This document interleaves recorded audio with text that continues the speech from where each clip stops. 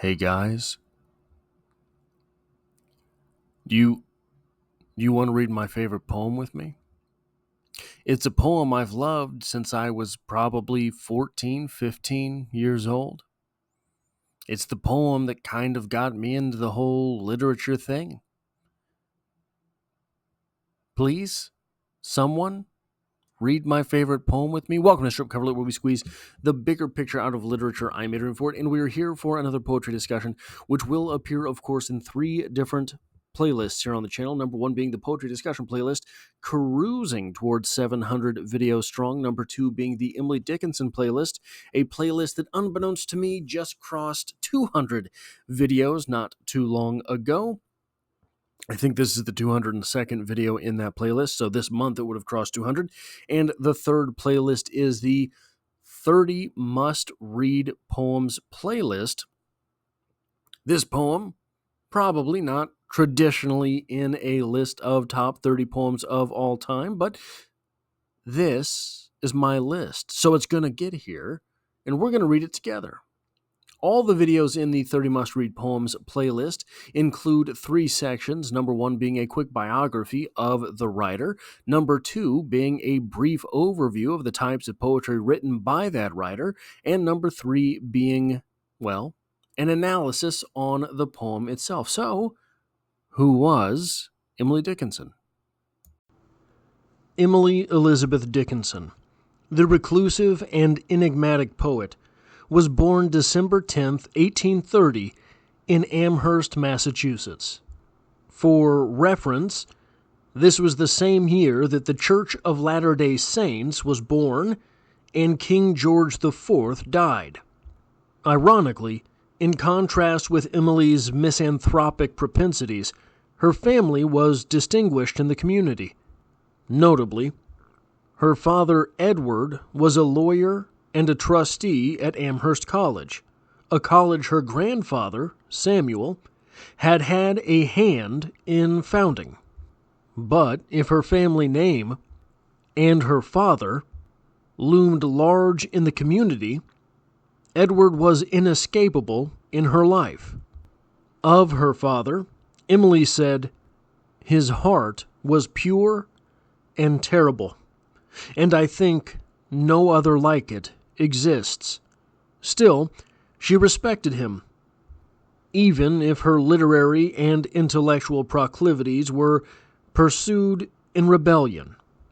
If her father ran hot, it seems it was something she could understand, if not admire. Her relationship with her mother was colder. Emily Norcross Dickinson was said to be melancholic, and might today be described as depressive. Of her mother, Emily said, "She was an awful mother, but I liked her better than none."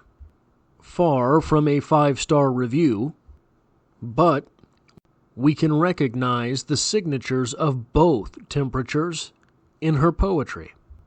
At 17 years old, Emily began attending Mary Lyons Mount Holyoke Female Seminary. She would attend the seminary all the way until May of the next year. The reasons for her leaving depend on who is relaying them. Whatever the reasons, like many geniuses, she did not finish her foray into post-secondary education. Shortly thereafter, Dickinson's relationship with Susan Gilbert would blossom and be further solidified in 1853 when Gilbert was engaged to Austin Dickinson, Emily's brother. Susan would then become Susan Gilbert Dickinson in 1856. During this same decade, Emily would embark on an introspective odyssey that would transform American letters and poetry altogether.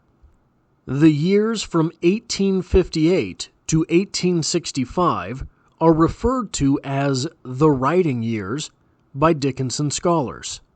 During this period, she wrote hundreds of poems, and by the end of this period, she had written over 1,100 of her 1,789 known poems.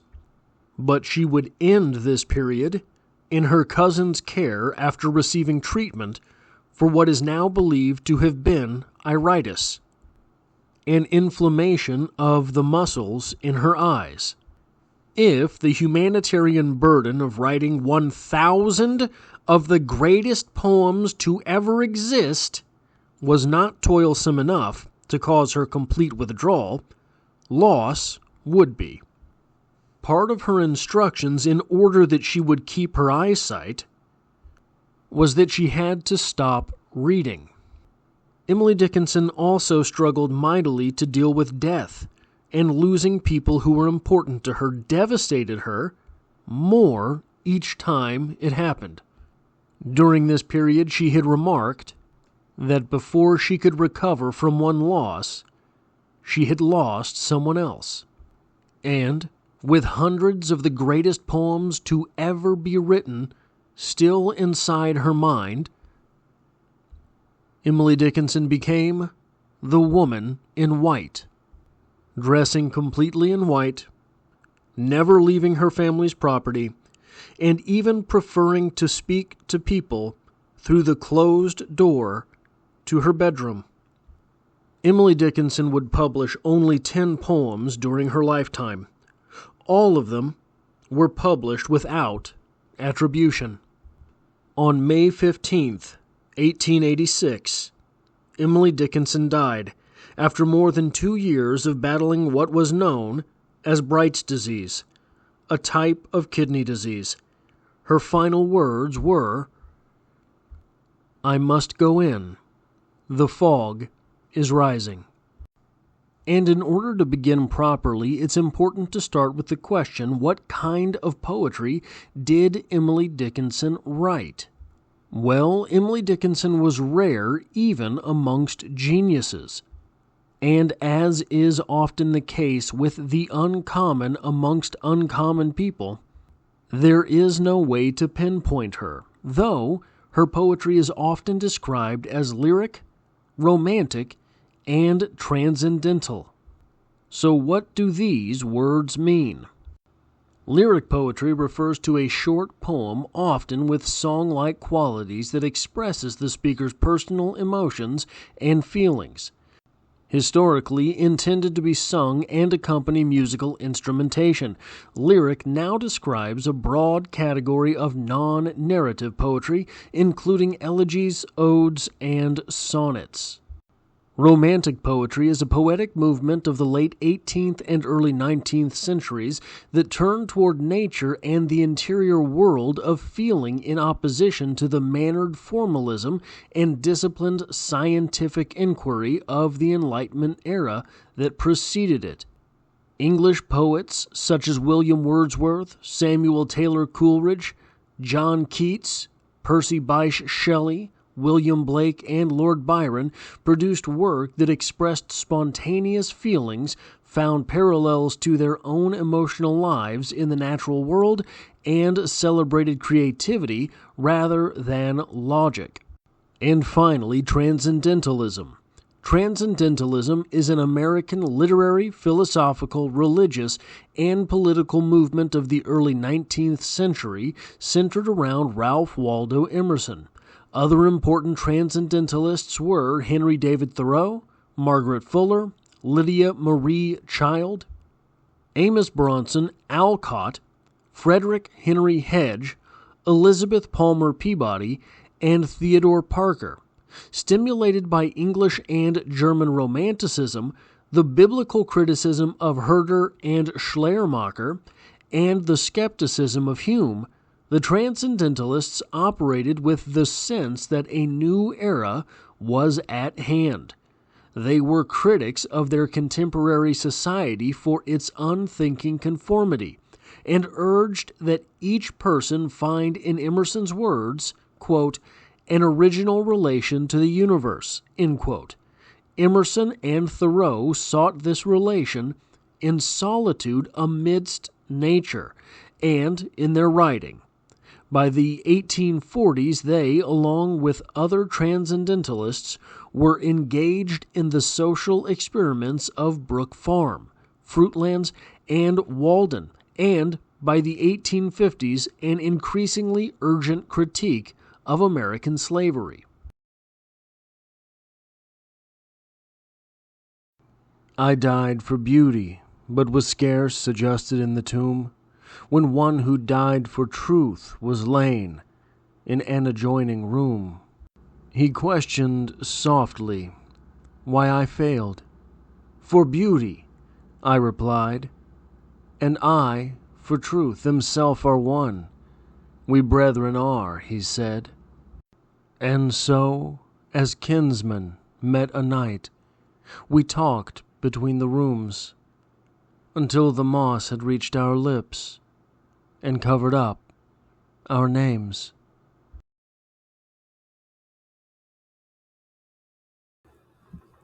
Now, these sort of generic description, interpretation, however you want to say it, of this poem is that there is truth in beauty and there is beauty in truth. What do these words mean?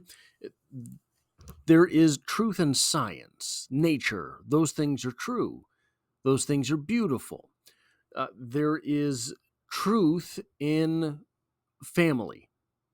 You are truthfully related to these people. There is a beauty in that we can't really put into words. And all of these things that where you can find both truth and beauty in the same place, we get to the last bit here, and until the moss had reached our lips and covered up our names. Well, at that point, there's no real need to know identity, right? There's no real need to know between which is the true thing, which is the beautiful thing, which is the beautiful thing, which is the true thing. That's the general interpretation of this poem. That is one of my favorite interpretations of this poem. Where I want to take this today is somewhere slightly different than that. And I want to go through this sort of line by line. I died for beauty. Now, why is this important? Why start here? This is a declaration. This is the first phrase uttered in this poem. This is how the speaker wants you to know them. I died for beauty.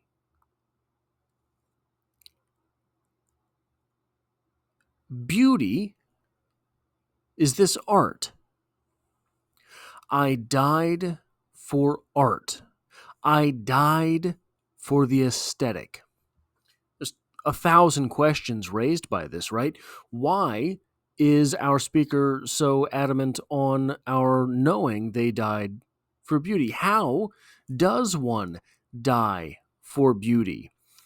Did our speaker die for someone else's, something else's beauty, or did our speaker die for their own beauty?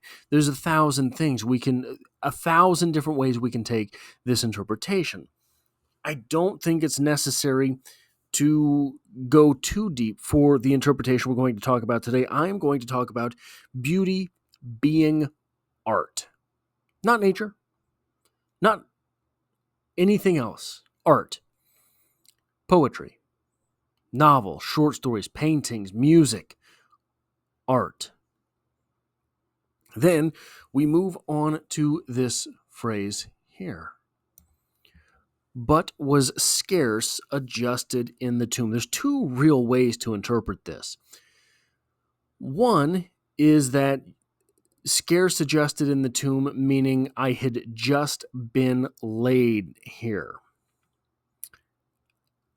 I want to take this in a different direction. Scarce adjusted in the tomb as to mean lain without care. Why would your family or whoever it is that put you in that tomb lay you there without care? It can only be for the reason that you died. The people putting you in that tomb did not care for your idea of beauty. Now, when one who died for truth was lain in an adjoining room. Truth is not. Let's define truth by what it's not. Truth is not lies. Truth is not slant. Truth is not point of view. Truth is the thing. Truth is the thing. That is what it is. Okay, so we have someone who died for art, and we have someone who died for the thing is what it is. Great. He questioned softly why I failed. For beauty, I replied. Notice that it is not beauty that starts the conversation. It is truth. Truth wants to know, why did you die? How did you end up here? Perhaps taking note of our speaker being so scarcely adjusted. Starts the conversation there. Why are you here? For beauty, I replied, and I for truth themself are one. We brethren are, he said. Now, this is a very, very important passage for me because this has been my favorite poem for 25 years. And it was not until recently that I looked back on this passage and realized this is the way that I define something very important to me as well. If you spent any amount of time on this channel, you know that I rail against propaganda. I can't stand art that is made with a specific interpretation to be made. Now, art versus propaganda, how do I define that? Here's how I define that. The artist knows, once I do this thing, once I paint this portrait, once I take this picture, once I write this poem, it does not belong to me. The artist knows that. Whatever someone comes along and gets out of this poem, that is theirs. This poem is theirs. This painting belongs to them. Whatever it is that they glean from my labor belongs to them. That's art. Propaganda it can be a painting, it can be a poem, it can be a short story, it can be a movie, it can be all of the same things, all of the same items, all of the same artifacts that are art. There is propagandistic paintings. What does that mean? Propaganda is when I say what that art means. I tell you what you're supposed to receive from that art. This is why, in my opinion, literature is the supreme form of art. Because when you're talking about a painting, there are very few. So you can't even really say that. So many paintings, the symbology inside them is for a purpose, right? Now, all paintings, for example, and the reason I'm saying paintings is because paintings are sometimes raised up as the supreme form of art. That's what art is. You ask someone on the street, what is art? They'll say the Mona Lisa, right? So many paintings are done to inform. I think that literature, because every word is interpretable in a different way, actually rises above paintings, because you can question the very intent of the speaker, you can question the very intent of the author. And these are different things. And if you answer those questions differently than one another, then it can be a completely different piece of art. So for me, literature is the ultimate form of art because the interpretation end of things is just too indefinite. It's simply too much. It is as if every stroke of the painter's brush were open to interpretation, as opposed to actual things in the painting, right? Literature, every word is open to interpretation. So literature becomes the ultimate form of art. This passage, he questioned why I failed. For beauty, I replied. And I, for truth, himself are one, we brethren are, he said. What is being stated there through this interpretation of the poem is the same thing that I have said about art and propaganda. Art, beauty, is truth. Interpretation. Seems slippery, yes. But if we go back to the objective correlative, not in ideas, but things. Don't give me an idea. Don't tell me what the protagonist thinks. Tell me what the protagonist does. That is a thing, that is a truth inside the piece, which opens it up to interpretation.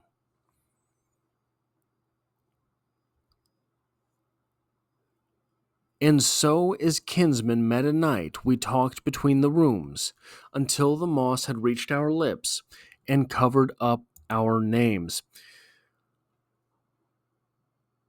The two are one, art and truth, art and beauty, truth and beauty, truth and art. Those things are the same thing. Propaganda is an attempt to change the truth. Once we have that realization, everything that is true is beautiful. Everything that is honest is artful.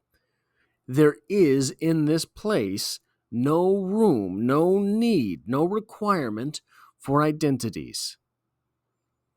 Because the truth and the beautiful, they are the same thing. The moss had reached our lips. We didn't have to talk anymore because we understood, and covered up our names. We didn't have to have our identities anymore because we were the same. That is all I have for this poetry discussion. If you like or appreciate what it is that I do here, hitting the like button really does help me out, as it tells YouTube to share this video with other literature lovers. If you find yourself here by chance but not design, literature is the only thing that I talk about on this channel, dropping multiple videos every single week. There's poetry every Monday, and I hope to have you back for the next one.